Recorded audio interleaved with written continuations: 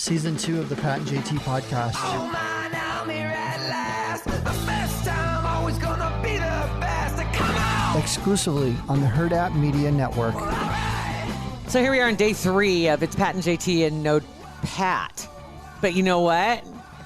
Pat's being his spot's being taken up now by 2 people today.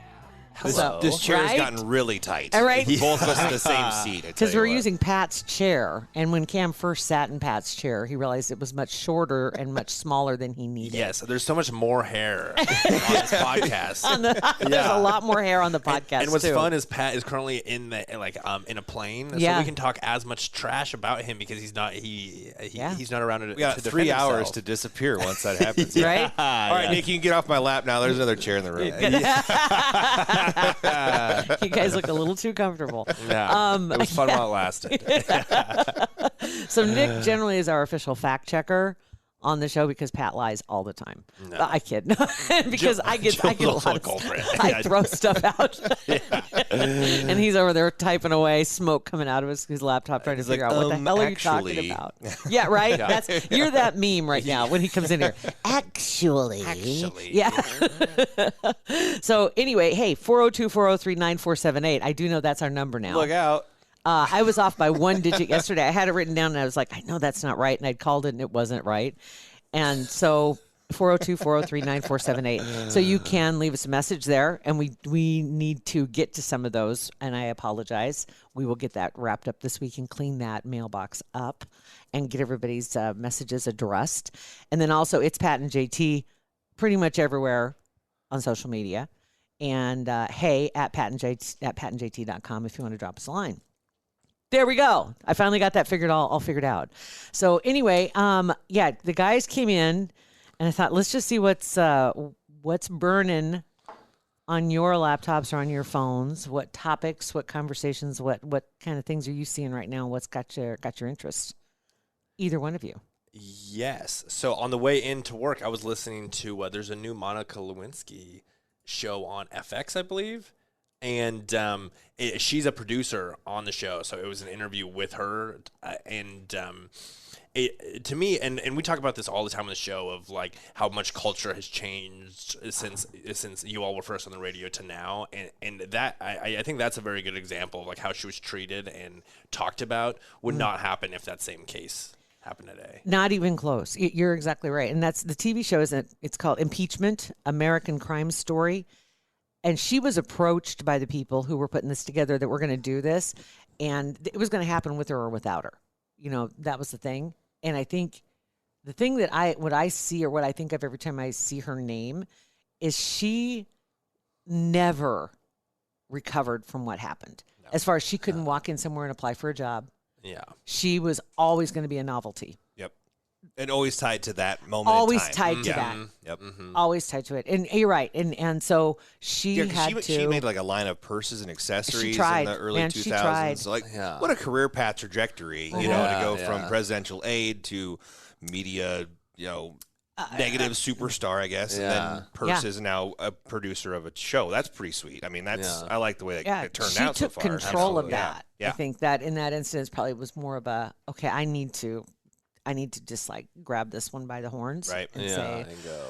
Then I'll have some input on what's going on, right? Mm-hmm. But you're right about that. When you look back at how that all went down, and even to this day, though, there are people that were involved in all of that, and a lot of the other players are still around, and I'm not even talking the major players. Right. There are a lot of others that are still around that still have trouble admitting how wronged she was, and that she was blamed for what happened. Yeah. They still just can't say. They'll still say, well, there was 2 adults. Like she's 22 in the president's. What? Right. And also the president, like the power dynamic. The president. There. Yeah. Just that. I mean, it's hard enough in a business, right, with the boss. Mm-hmm. She's got the president. Yeah. Toying with her emotions. Thank you very much. Yeah, right. And at least so this is a real life, retelling of said situation that she lived. So, best idea to get her to be the producer of it, since she lived it. She knows how to communicate everything that happened because she was the one, everything coming at her.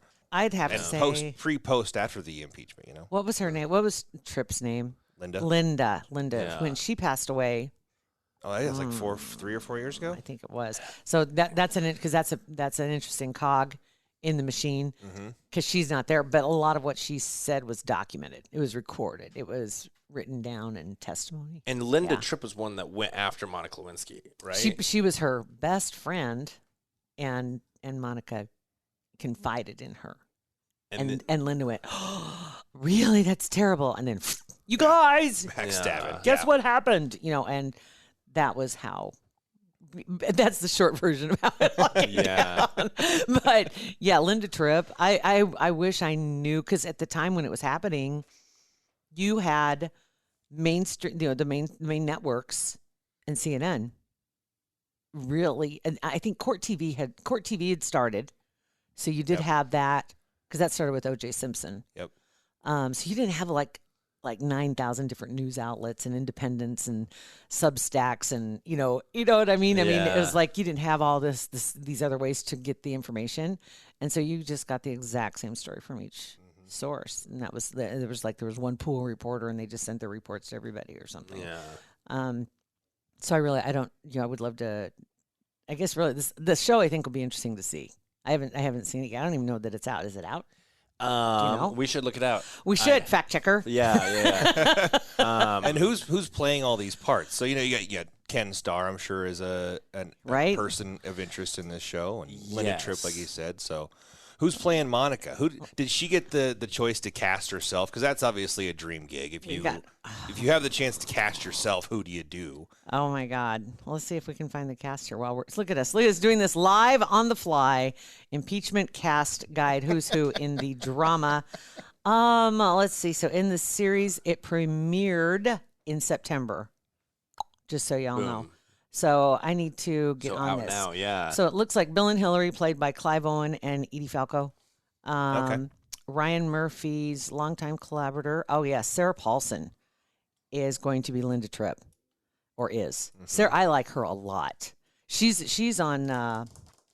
American Horror Story. Story. Yep. And she's in every season of that. Yeah. And she's fantastic. Some cameos in there. Colin Hanks plays one lawyer, Mike Emick. Ray Don Chong is Betty Curry. Mira Sorvino is Lewinsky's mother. Mira Sorvino. Sorvino. Lewinsky's mother. Okay. Mother. Blair Underwood is Vernon Jordan. And doesn't say who is Monica. Oh, that's weird. Here it is. Okay. Beanie Feldstein. Okay. Now I gotta look that up. Also known from right? That's what I'm like. a bounty commercial or something, like something random. Yeah. Elizabeth. Her name is Elizabeth Beanie Feldstein or Feldstein. Not sure. She was in a comedy. Okay. She looks familiar. Neighbors 2. Oh yeah, the Sorority Rising. Yeah. Yep. That's one of those Seth Rogen movies. Oh. Where he moves in next door to Zac Efron, and it's the fight between a middle-aged man and college punks, kind of a story. Interesting. So this. I mean, seriously, she doesn't have a huge resume. I mean, she's got stuff, but it's not like maybe there's a purpose behind. Looks that. like she's pretty buddy with Jonah Hill. Oh, interesting. It's her brother. I was going to say she looks like him. Yep. I was just going to say that. In a good way. But I was just like, I love me some Jonah Hill. Yeah, he's a funny guy. That's hilarious. Okay. All right. So interesting. So now I got to see that. So that's on FX. FX. Okay. Got it. I like that. All right. Very good. Nice job, Nick. Thank you. Bringing something to the table. Right? Yeah, from one 90s sensation to another. Oh, here we go. Y'all remember Pauly Shore, right? Okay, let me ask you, Nick, did you know who Pauly Shore was 6 months ago? So I had no clue who Pauly Shore was. Pauly Shore was on an episode of Hollywood Raw and had a few viral TikToks. And the comment section knew who Pauly Shore was, so then I, had to follow. Yeah, went follow down that rabbit hole. Yeah. We did a little quick show prep, and Cam mentioned all of the Pauly Shore movies, which I think we're about to get into. I did not know he had any movies. I didn't know he was a movie star. He was the guy for like 3 or 4 years, just making movies. And the whole thing with this story, that's why I bring him up. He's gotten that comeback going on. So he's kind of done some stand-up comedy for the past few years, doing some TikToks, getting viral, getting some sensation. When do you think was his sweet spot prior to now? What do you think? What years? I want to go like 92. Encino Man. Was that the first one, or was like Son-in-Law came afterwards, right? So Encino Son-in-Law was at 93. Okay, so yeah, it's like 92, 91, 92 was when the Whizzsaw was happening everywhere. And from the weasel, right? The Whizzsaw. The Whizzsaw. Yeah, but he said it so funny. So he's a Southern California cat, so he has that weird accent. And that was the character that he portrayed was the weasel. But the whole so the other day I brought up I played some video games with my wife, and then yesterday we talked about nerd stuff in the ways of Star Trek and William Shatner going to space. So here's my third one is comic book universe, right? They're trying to do a thing with Pauly Shore where he's in a movie where he plays all the characters from his other movies. It's like a multiverse of Pauly Shore. Yes. So is this how it ends? The Is end that of the name world? Of it? No, that's the name of it. Is this is the end of the world. Or is this a different? This I don't. I think he's it's a different open one. to the idea of this. He hasn't signed on to do anything yet. I get it now because how it ends, he plays himself, Okay. and he must be Gotcha. doing that again. But this is Gotcha. like to the nth degree because he's playing all the characters he's ever played. Right. Which it hurt my brain because in every movie he's the same He's guy. the same guy, Just with a different name, different shirt. or maybe that's the premise of the movie is the fact that he's a guy he's the same guy. He just keeps moving around different multiverse. It's just so Right. weird, Biodome. That was a good one too. I remember that. In the I remember Army that. now. Oh my god, yeah. So many of these that are just like, oh, cool, yeah. Son-in-Law, of course. Encino Man. Jury Duty was a good. Like those are the top ones. He's also in the Goofy movies, the Disney Goofy movies. Yeah, which I definitely remember. He was the movie. buddy of Goofy's kid Max. Oh, He's like, it's the Leaning Tower of Cheese. Yeah. He made that like cheese whiz. Yeah, thing on yes. his And head. again, the same character. Same character. Yeah. Like, if you looked at that character, he looks like Goofy but with blonde hair. It's like that's Pauly Shore. That's Pauly Shore. So I just thought that's the end of days is when they make a Pauly Shore multiverse movie. I think we can all just check out done. and say see you later. I would say the Biodome is the one that I probably that's the one that I think of when I think of him is Biodome. Yeah. And also, yeah, I am not good at impressions, so that's my impression of Pauly Shore. I'm horrible at it. So if it hurt your brain, I'm sure it hurt everybody else's. So I apologize. I should apologize in advance, but I'm apologizing afterwards. Interesting For too. my Okay, horrible so impression. because you said that, and I looked him up, and I find Biodome, so I click on Biodome, and I go back to it, and I'm like, holy crap, I totally forgot about this. But that was with Stephen Baldwin, Yeah. and cameo appearances in that movie included. This is crazy. Kylie Minogue, Roger Clinton Jr. Weird. Yes, the brother. Patricia Hearst, who was kidnapped. Remember Patty Hearst, right? She famous kidnapping story. Rose McGowan, Yeah. who's currently in the headlines. Yep. And it was like his girlfriend or the Right. Baldwin boy's girlfriend in the movie. Then also that was like the first time people got a real good look at Tenacious D. Yeah. Jack That's Black. where it all Yeah, started. Jack Black. There you go. That's the one I was. That's where Jack Black and Tenacious D and yeah. I think Wow. Jack Black in his contract somewhere it says that he has to have his band brother Kyle Gass in the movie that he's in. Because every time it's a small cameo, whether he's just like Doesn't matter. the waiter at a whatever, he's just in the background. He has one line. That's a part of Jack Black's contract. It's like Kyle's got to have a line in the movie. No matter I what movie it is. may have to watch this movie again this weekend. I just may We're have gonna go to. binge Pauly Shore all week. I'm just going to do Biodome. I don't know if I'm going to go full in binge, but I will definitely do at least go to it and start it and see what, and see if I need to watch very much of it. Exactly. Yes. I may not need much. Yeah. That might be enough, but I've totally forgot about all the cameos. Yeah. And it's so funny because all their names are pretty much relevant to a degree now, just to one degree or another, but crazy. Yeah. Yeah, so that's another good one too. The Nebraska related thing that I've been very excited about is the football team winning, totally just kicking booty last weekend. Yeah. And it's I think we're like this job is so fun because one of my projects is the Nick Baugh podcast, which is in our network, and he adds just very lighthearted but solid commentary around the football team. Good analyst. Yes, very good analyst and quite the character. Yes. And we also have Adrian Martinez's podcast, who is the starting quarterback for the team. So it's fun to kind of get both unfiltered. Yeah. Yes, exactly. What's interesting, just so people know, so you aren't disappointed, if you go to Athletes Unfiltered, he doesn't talk about the game week. He's doing it completely, like he's talking about other issues that have to do with college athletics. Oh, okay. And talking to others that are on his level, and about some of the stuff that they go through. And it's funny stuff and it's serious stuff. It's a little bit of everything. So he's not doing a game breakdown. So don't expect that. Yeah, most definitely. You're going to get some behind the curtain talking about of what went down, and that he's not going to, that's not what this is about. His is really interesting, though, because he does talk to athletes from all across the country that are basically his peers. About some of the stuff, like they've got the name and image licensing stuff and how that has affected some of the athletes. And it's kind of interesting getting it from their perspective. Absolutely. As young men. And there's a lot with his former teammates, too. And it's like I always find it valuable when you watch the game. When you're watching the game and like Oliver Martin is a wide receiver who has just been injured but is now playing, and he was on Adrian's podcast. So then I just have like a new connection with the team. It's you get invested. Exactly. Right? Exactly. I think it's a lot to do with any team sport. This can only be a plus for the Huskers, getting another avenue, a better avenue, a more direct avenue to get to know some of the other players. It's kind of like watching any team sport. Like when I got into NASCAR, right now I've kind of floated away from it. But when I got into it, I was hanging around some people that really liked it, and so I started watching it. And the more you got to know some of the other players, then the more interested you were in how things went. It wasn't just watching cars going in circles. Same way with football teams. When you get to your pro teams, I got so mad when they got to that point. It was probably was it in like the 90s? Free agency, right? And it's like all of a sudden my teams were every year everybody just jumped ship and and it was like you like some players, but I wanted to like the team, but now my favorite player on that team went to a team I don't like, and it just messed with my loyalties really bad. It really did.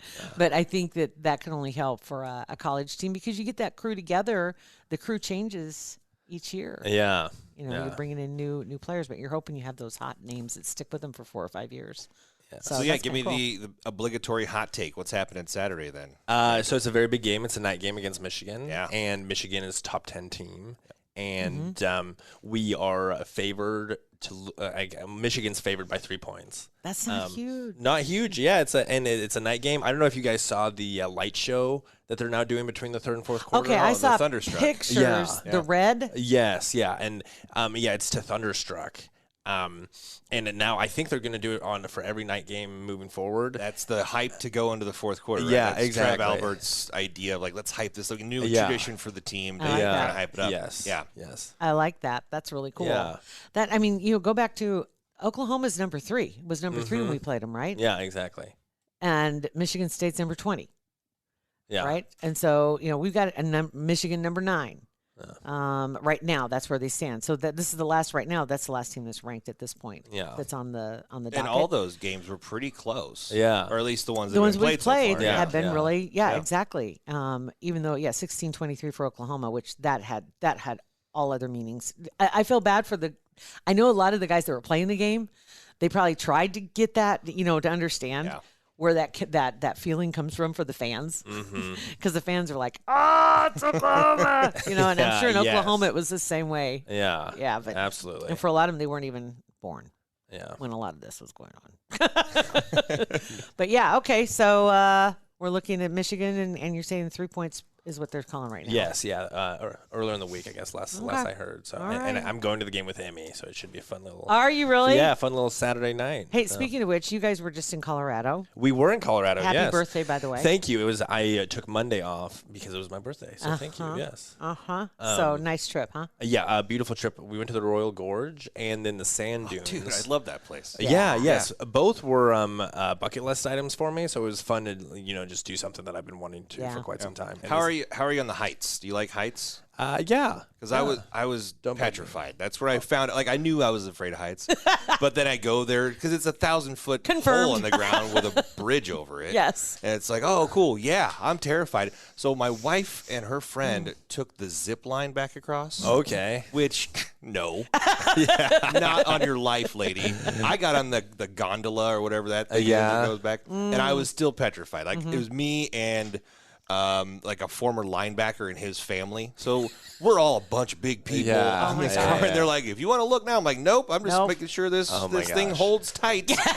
I don't want to make waves. I swift my head. It's like bouncing. Like, okay, no, let's just get to the other side. Like, I would have taken the bridge back. Bridge is fine. It's good. Yeah. Oh, that's good. So the bridge you were fine with. You were fine with? So we actually took the train at the bottom of the roller coaster so we could look up. Oh, cool. We did go to the edge of it, and we had the train left in like 45 minutes, so I was looking for a way to kill time, and there was a sign that said Skyline Drive to the right, and I was like, oh, that looks like something like a nice drive that can kill time, and I turn, and it's one of those switchbacks where the road is as tight as your car, and it's a one-way. Oh, yeah. And it literally, if you went left or right, you were to drive off of this, and it was one of those, like, because I didn't even think about doing it.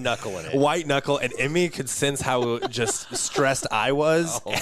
Oh, my God. And she's like, all right, Nick, just drive straight. I was like, I know. He's like, shut up.